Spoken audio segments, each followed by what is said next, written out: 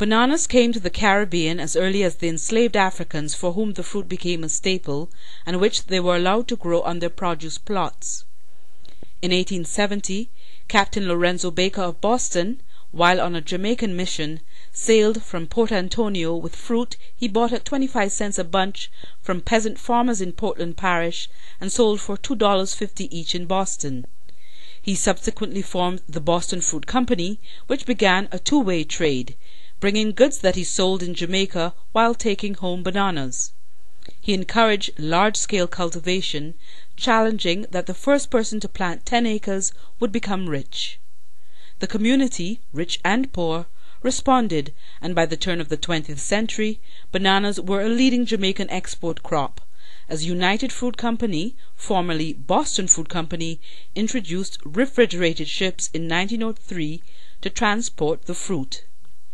United Fruit entered cultivation itself, expanding its interest to the Latin countries of Central America, even as Jamaicans, through a banana producers cooperative, organized to consolidate their own interests and go after additional markets in Britain.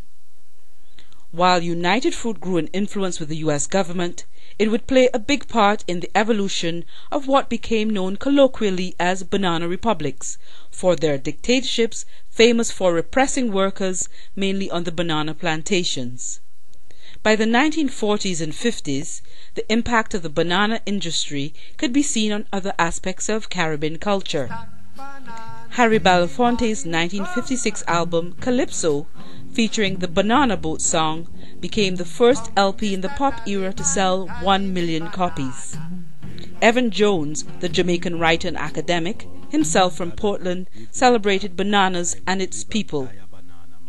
As Caribbean countries gained their independence and Britain moved closer to the European integration process, the former colonies would see their banana glory days decline. While disease and the ever-threatening hurricanes were in part to blame, the dirt-cheap wages and massive acreages of Latin America made it impossible to compete. The European Community, and later the European Union, sought to maintain a share of the market for their former colonies in the Caribbean, Africa and Asia through guaranteed quotas and prices. But as global free trade grew and became regulated under the GATT and the World Trade Organization, those preferences were eroded.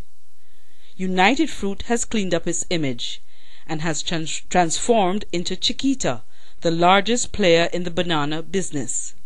3 major multinationals, Chiquita, Del Monte and Dole, control 2/3 of world trade. Chiquita's banana sales in the last quarter of 2007 was $507 million. Latin America, led by Ecuador, is the largest exporter, controlling 80% of the global banana trade, to the Caribbean's 3%. And it is this tiny fraction which brought the Caribbean $105.7 million in 2004 that is threatened.